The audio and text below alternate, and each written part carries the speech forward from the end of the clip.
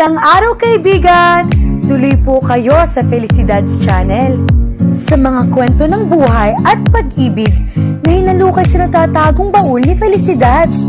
Pero bago po tayo magpatuloy, huwag niyo pong kalilimutan na i-like ang video, i-subscribe ang channel, at i-click ang notification bell para lagi kayong updated sa mga parating pa na upload.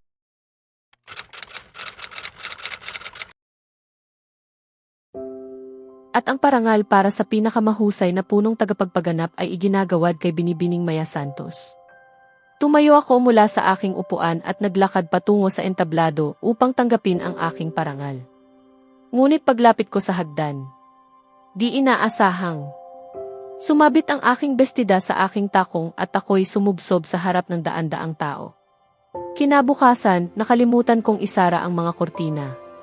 Sumisilip ang sinag ng araw sa bintana, at ang magagandang ulap ang siyang naging sentro ng liwanag sa bughaw na kalangitan. Napadaing ako dahil sa sakit na aking naramdaman. Ay, hindi. Doon ko napagtanto na ang di inaasahang ay ang pagbagsak ko mula sa kama. Bumangon ako habang hinihimas ang aking likuran upang maibsan ang sakit. Nagtungo ako sa banyo, nag-ayos at pagkatapos ay pumunta sa hapagkainan para mag-almusal. Ngunit paglapit ko pa lamang, narinig ko na ang mahihinang usapan ng aking mga magulang. Kung hindi magiging matagumpay ang pagpupulong na ito, mapupunta tayo sa lansangan.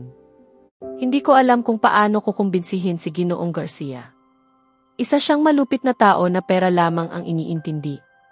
Hindi ko rin alam kung pakikinggan niya ako, sabi ni Papa. Magpahinga ka, mahal. Hindi tayo pababayaan ng may kapal. Aayusin niya ang lahat. Kumain ka muna at saka ka pumunta sa pagpupulong, pag-aliw ni Mama, bagamat halatang pinapalakas lamang niya ang loob niya. Hindi ko maintindihan kung ano ang nangyayari at kung bakit kami posibleng mawala ng tirahan. Lumapit ako sa kanila at nagtanong, ano po ang nangyayari? Ano ang pinag-uusapan ninyo, Papa? May problema po ba sa trabaho? Ayos lang po ba kayo? Bigla siyang tumayo at itinulak ang silya ng malakas hanggang sa matumba ito. Bata ka pa lamang. Huwag kang makialam sa usapan ng matatanda. Ito na ang una at huling pagkakataon na makikinig ka sa hindi para sa iyo. Wala ka pang karapatang magtanong sa akin. Tandaan mo iyan, mariin niyang sabi, saka siya lumabas at naglakad patungo sa kanyang sasakyan. Nabigla ako sa kanyang pagsigaw, bagamat hindi iyon ang unang beses. Pinipigilan ang aking luha, nagtanong ako kay Mama. Wala iyon. Huwag mong alalahanin, sagot niya, saka tumungo sa kusina habang binubulong na dahil sa akin ay umalis si Papa nang hindi kumakain. Nawalan ako ng gana. Bumalik ako sa aking silid at umiyak. Hindi ko alam kung ano ang aking pagkakamali, ngunit gaya ng dati, nakaramdam ako ng matinding pagkakasala sa tuwing napapagalitan ako ng aking mga magulang. Umiyak ako ng umiyak hanggang sa maramdaman kong nanlalamig ang aking katawan. Parang may kumakatok sa aking ulo sa tindi ng sakit. Bigla kong naramdaman ang hirap sa paghinga. Isang pag-atake ng aking pagkabalisa. Mabilis akong pumunta sa aparador, kinuha ang aking gamot at ininom ito. Pumasok ako sa banyo at, kahit hindi naghubad, tumayo ako sa ilalim ng malamig na tubig. Nanginginig ako sa lamig, ngunit ito lamang ang nakatutulong sa akin sa ganitong mga sandali. Hindi ko man lubos maintindihan, ang lamig ng tubig ay tila nagpapakalma sa aking damdamin. Pagkaraan ng ilang sandali, unti-unting bumalik sa normal ang aking paghinga.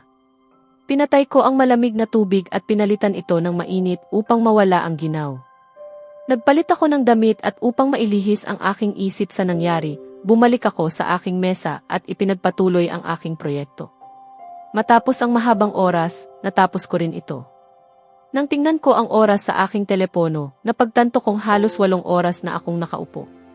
Iniunat ko ang aking katawan, ngunit naramdaman ko ang pananakit dulot ng matagal na pagkakaupo. Nagpasya akong maglakad sa kalapit na park upang makapagpahinga. Kumuha ako ng inuming malamig mula sa refrigerator at lumabas ng bahay. Sakto namang kakaparada pa lamang ni Papa at papasok sa bahay na halatang masama ang loob. Ayaw kong maulit ang nangyari kanina, kaya't hindi ko siya pinansin at nagpatuloy ako sa pagpunta sa park. Matapos ang halos 70 minutong pananatili roon, Nakikipaglaro sa mga bata at pinagmamasdan ang kagandahan ng kalikasan. Tumunog ang aking telepono. Umuwi ka na agad, sabi ni Mama sa kabilang linya. Kinabahan ako at nag-isip kung may nagawa ba akong mali. Ngunit sa pagkakaalala ko, wala naman akong ginawang kakaiba sa nakaraang 3 taon matapos ang insidenteng iyon. Nagmamadali akong umuwi at dumiretso sa silid ng aking mga magulang.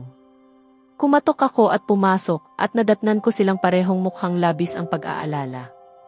Ano po ang nangyayari, Mama? Hindi siya sumagot. Si Papa ang nagsalita. At ang kanyang sinabi ay lubos na ikinagulat ko. Maghanda ka na. Ikakasal ka sa makalawa. Ano po? Halos mapasigaw kong tugon. Isang tinig na hindi ko kailanman ginamit laban sa kanila. Ang kanyang buhok ay tila alon ng lupa, malambot na sumasalamin sa liwanag ng araw. Bawat hibla ay malayang sumasayaw sa hanging tila nagmumula sa dagat. Ang kanyang mga mata ay gaya ng malinaw na ilog, payapa at makintab. Ang kanyang presensya ay banayad na sumasama sa hangin ng tag-init, sa pagitan ng buwan at mga bituin. At sa sandaling iyon, ang kanyang ngiti ay nakaukit sa bawat biyayang ipinagkaloob sa kanya. Isang tunay na kayamanan sa paningin ng lahat. Ngunit ang kagandahan ay hindi kailanman naging sukatan ng kaligayahan. Si Maya Santos, 23 taong gulang. Para kay Maya, ang kaligayahan ay hindi isang karanasang natamo. Isa itong layunin na tila maaabot lamang sa pagtitiis at pagsasakripisyo. Sa loob ng kanyang 23 taon, hindi pa niya nasasabi sa sarili na siya ay tunay na masaya. Ang kanyang mga magulang, hindi man pisikal na mapang-abuso, ngunit hindi rin mapagmahal. Ginamit nila ang emosyonal na panggigipit upang makuha ang nais nila, kinontrol ang kanyang buhay. Mula sa pagpili ng karera hanggang sa pagbabawal na makipagrelasyon. Kahit matapos ang kanyang pag-aaral, hindi siya pinayagang magtrabaho. Sa kabila ng isang napakagandang alok mula sa isang kumpanya sa larangan ng teknolohiya, pinagkaitan siya ng kalayaang magpasya para sa sarili, sa dahilang siya raw ay walang kakayahang gumawa ng tamang desisyon. Sa pag-asang makaramdam ng pagmamahal, tinanggap niya ang lahat ng iyon. Ngunit hindi siya sumuko sa kanyang mga pangarap. Naging malaya siyang inhinyera, at sa bawat proyektong kanyang natatapos, siya'y kumikita ng malaki. Matangos ang kanyang ilong, nakapwesto sa isang mukhang matatag at halos walang emosyon. Ang kanyang mga mata ay may matalim na titig. Kayang patigilin kahit ang pinakamainit na damdamin sa isang sulyap lamang. Matangkad siya, at ang kanyang tindig ay kasing talas ng kanyang mga salita. Punang yabang at kapangyarihan. At hindi na ito nakapagtataka, sapagkat siya ang isa sa pinakabatang punong tagapagpaganap at bilyonaryo ng isang kumpanyang kabilang sa talaan ng Fortune 500. Si Xavier Garcia, 28 taong gulang. Kinakabahan ang marami sa mundo ng negosyo sa tuwing maririnig ang kanyang pangalan. Walang nakakaalam kung paano niya nagawang palaguin ang maliit na negosyo ng kanyang ama. Na dati may katamtamang kita lamang. Hanggang sa maging isang makapangyarihang imperyo sa buong Pilipinas. Nawalan siya ng mga magulang sa edad na 16, isang pangyayaring nag-iwan ng malalim na sugat. Ngunit ang kanyang nakababatang kapatid na babae ang naging dahilan upang magpatuloy siya. Mula sa pag-aalaga sa kanyang kapatid, hanggang sa pagsusumikap sa pag-aaral at pagtupad sa pangarap ng kanyang mga magulang. Pinatunayan niyang walang imposible sa taong may determinasyon. Ngunit sa proseso ng lahat ng iyon, nakalimutan niya ang kanyang sarili.